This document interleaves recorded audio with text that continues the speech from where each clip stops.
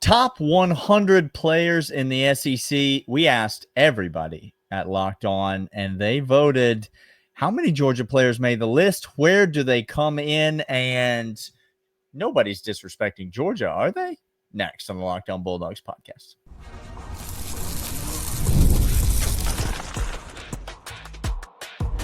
You are Locked On Bulldogs, your daily podcast on the Georgia Bulldogs. Part of the Locked On Podcast Network, your team every day. Welcome back, everybody. This is Locked On Bulldogs, part of Locked On Podcast Network, your team every day. He is Daniel. I am Clint, the coalescence of which is Locked On Bulldogs. Glad you are here with us today. We are for fans by fans. If you appreciate Georgia football, you are in the right spot. We appreciate everydayers, the first listeners, those of us who wake up and can't get enough of this action right away. We appreciate you so very much. Today's episode, we asked these three questions. Locked On did a survey. Who are the top 100 players in college football? Who's missing from Georgia on this list? Who made the list should be higher on this top 100? And is Georgia being disrespected even by those who cover it for Locked On? We answer those questions. Daniel, the top 100 has been released. We got an opportunity to do this survey with our colleagues. And just before we get to anything else, I have to tip my hat off to our colleagues. They got one thing correcting. There's a lot missing from this list, but they got one thing correct. No list is going to be perfect. No, it's fine. I'm not even blaming you. You don't cover Georgia. So I get it, but they have eyeballs enough to see and to know that CJ Allen is not the best linebacker on Georgia. And so for that reason alone, thank you, Locked On. Thank you so much. We'll get to the rest of it. You. Let's talk about this list. And so, I mean, I'll give you the overview. If you're watching on YouTube, you'll be able to see this list. We'll put it up on the screen here. If you're listening on audio, top 100 players in college football, number 19 on the list, misspelled on this graphic. Don't blame us. It's not our fault. We did not make the graphic. But number 19 on the list, Raylan Wilson, the highest rated Georgia player, 19th best player in college football, how he's rated on this particular list. Number 41, KJ Bolden, the next Georgia player. Number 56, CJ Allen. Again, as Clint mentioned, a lot of lists have CJ Allen ahead of Raylan Wilson. We just don't think that the evidence bears that out. No. Number 88, Dalen Everett. Number 90, Nate Frazier. Number 92, Oscar Delp. Again, these are the best. These are the 100 best players in all of college football. And on this list, you have 6 Georgia players, which is, I mean, on the one hand, just on its surface, nothing to scoff at. We're talking about, there's 130-something teams in college football. Each of those teams has 22 starters on offense and defense. And so you're looking at the 100 best players, and Georgia's got 6 of them. That's not a crazy low number, I don't think. You mentioned the Raylan Wilson and CJ Allen. I have another question for you in the second segment, Clint, but I'm going to open with this question to you because I think looking at this list, it is the most obvious question that something like this would bring up. And Georgia fans, I will ask you, is Raylan Wilson Georgia's best player? Great question. Because I think this year, more than any year I can remember, if I asked 100 Georgia fans, who's the best player on Georgia's team, I guarantee you, Clint, I would get at least 10 names in response. If I asked 100 Georgia fans, I guarantee you I would get double-digit names coming back. There have been years in the past that if you had asked Georgia fans who's the best player on Georgia's team, you would have gotten one name from all 100 fans. Maybe 2 names. Maybe a handful of names. This year, I'll be totally honest with you. I don't know who Georgia's best player is. So I'm asking you, he's on this list, the highest rated player. Is Raylan Wilson the best player on Georgia's team? I think simply put, there's a case, like you said, there's a case to be made that he could be, very well could be, the best player on Georgia's team. If I were a betting person, well, is the best player on Georgia's team not on that list, Daniel? He might be. According to some, I guarantee you he is. Because, again, I told you I'd get 10 names back. There's only 6 names on this list. So I guarantee you there are people out there who are shouting a name that's not on this list as like, no, obviously this is the best player on Georgia. I do want to make a caveat here. We are not talking about, when we say that, the conversation I'm interested in having is right now.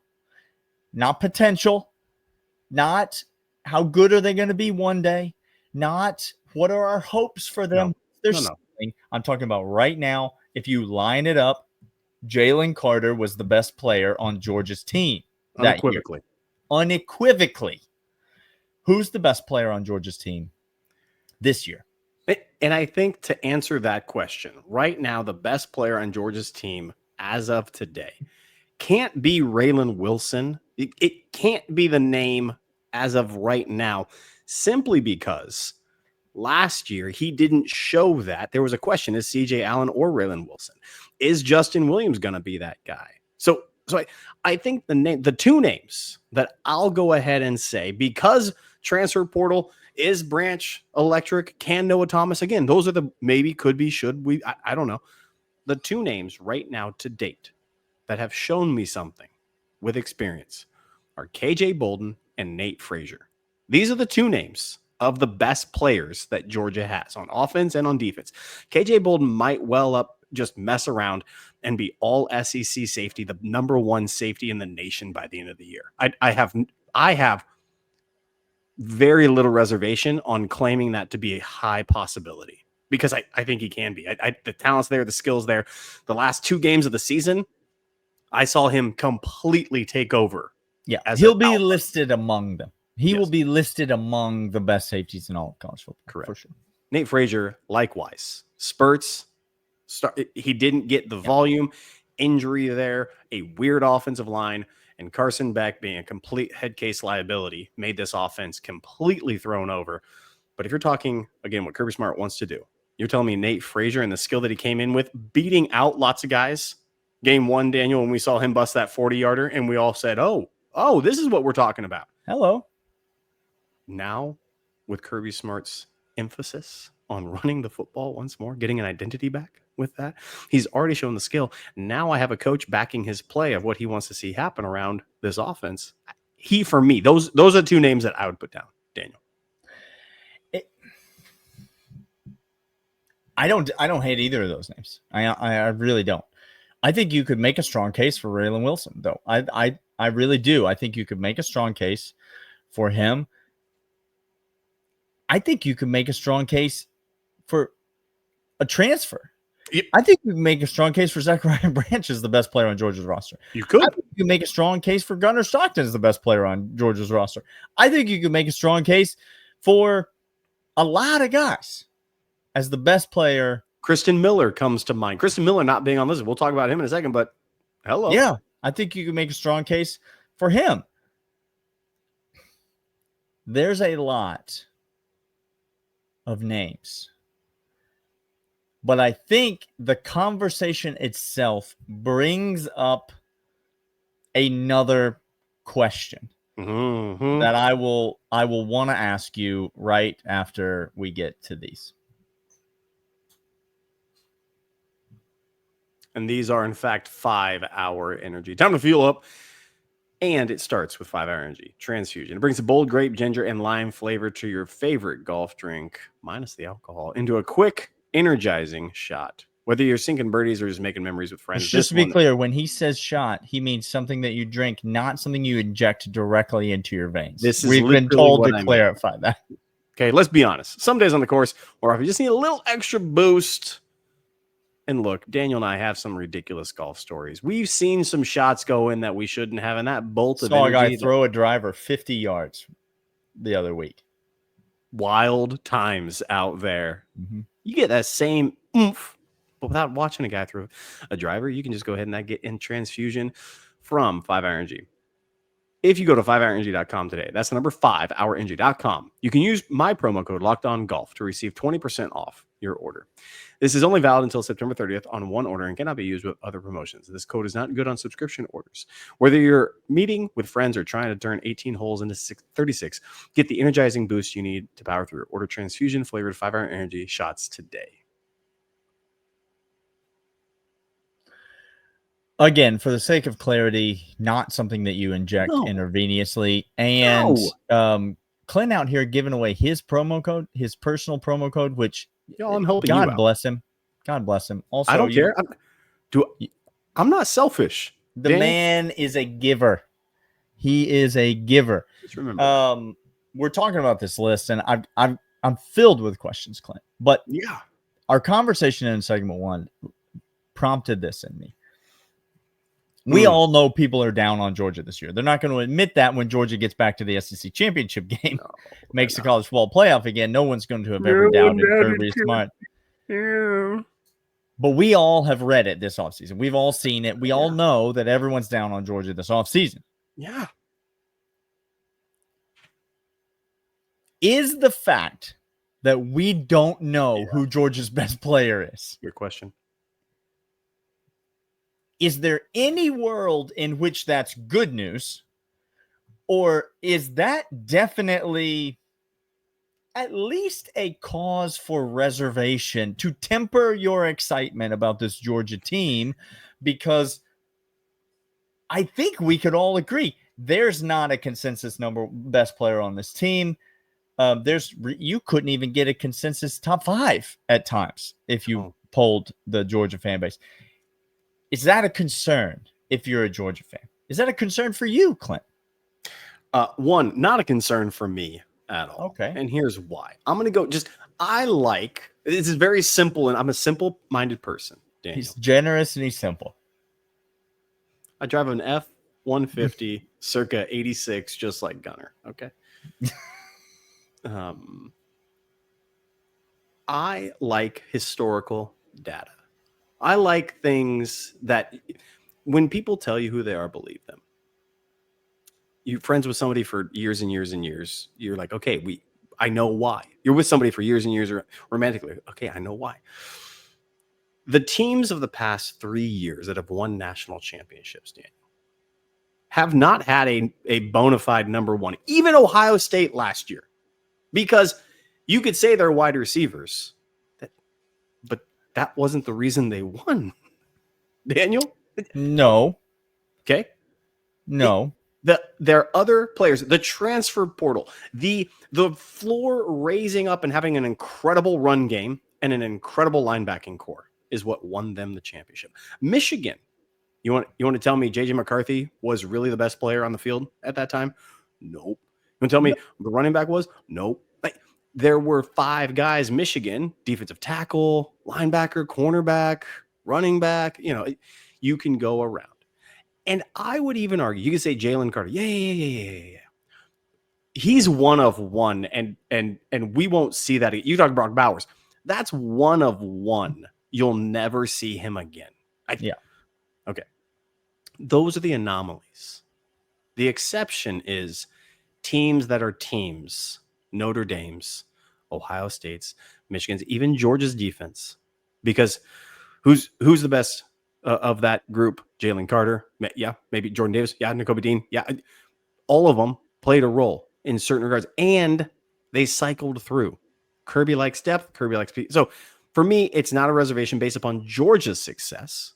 Okay. And based upon college football success. Yeah. The teams that have the number one dude, the Heisman finalists, are rarely on playoff teams, y'all. That is accurate. Okay. You have a choice. Win games or have a Heisman winner. I choose to win games. I hear what you're saying. I will push back and say, the thing that separates what I think the perception all around this Georgia team and say that Ohio State team last year, I would argue Jeremiah Smith on offense, Caleb Downs on defense were absolutely the best players on those units for Ohio State. And were among the 1 or 2 best players at their positions in all of college football. I don't know that there's that many players that even a Georgia fan right now, you told me that you think Caleb Downs could be, or Caleb Downs, you think KJ Bolden could become one of the 1 or 2 best safeties in college football.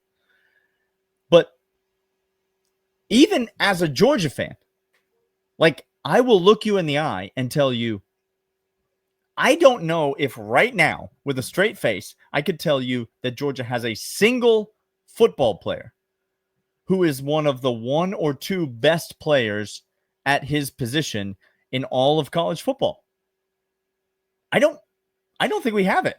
I don't think he's there. I think you're wrong. Okay, who is he? KJ Bolden.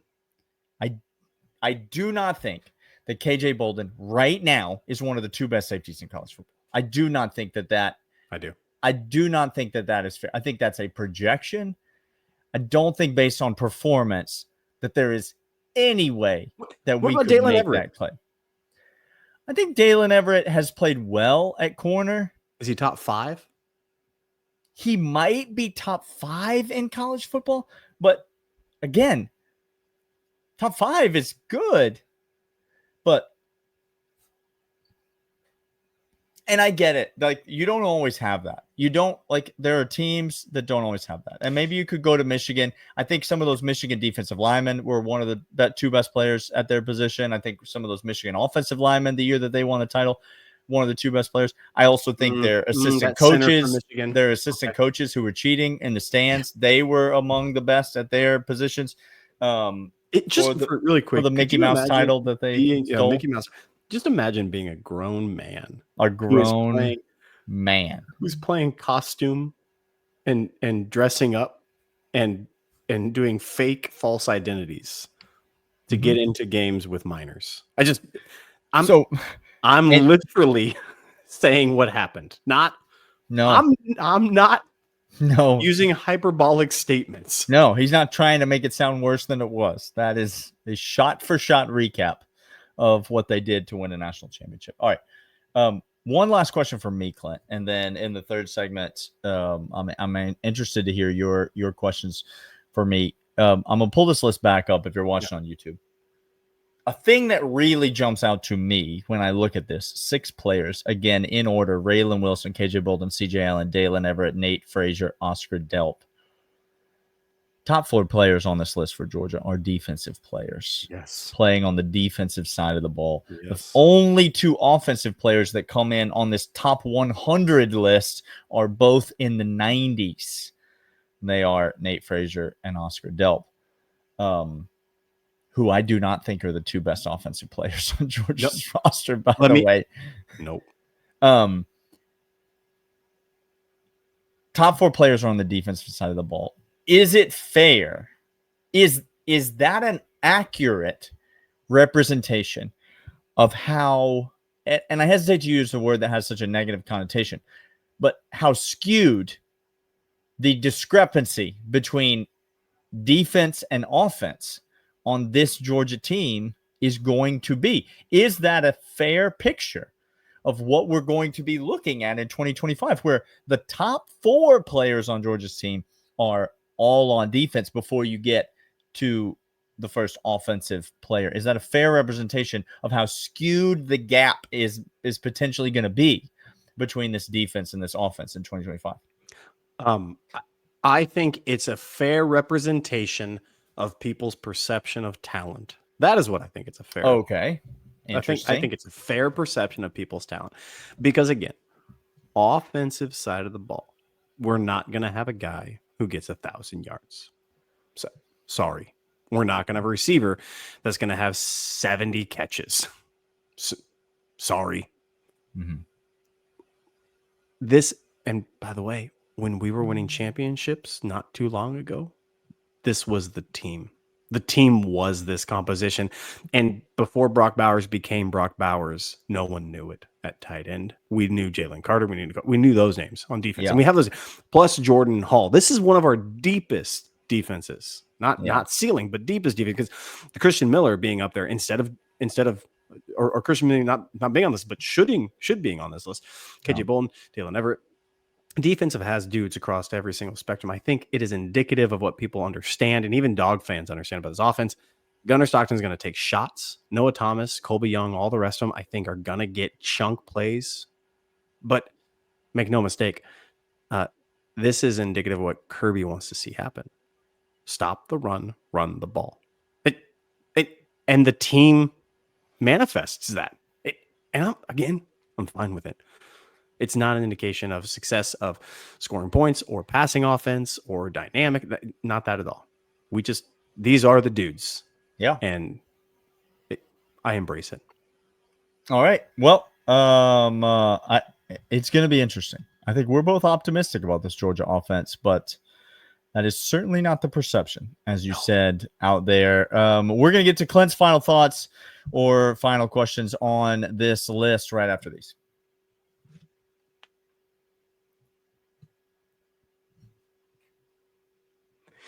Daniel, this is the Loyal Third segment. Where people we love it. By the way, Loyal Third segment listeners come. I wish every segment could be the third segment, Clint. I wish if we had a party and we threw a party, the invite would only go out to those who listen to this part of the podcast. Just let me just say this out loud: if we ever want to announce something, it's like come hang with us at a Georgia game at a tailgate here.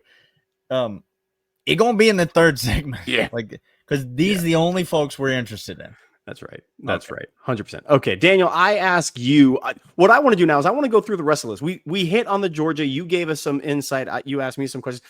I want to hit on the rest of college football because I think the perception this year across college football and why maybe you and I are so high on Georgia's ability to have success this year not only has to do with our talent and the schedule composition and Kirby Smart and what happened last year, but also what happened across college football landscape. I think, to be fair, the talent pool for all of college football may have in people's mind, and maybe your mind, we're going to find out here, equalize quite a bit. NIL roster composition is no longer full of 25 stars. You maybe get 10, top teams. Okay.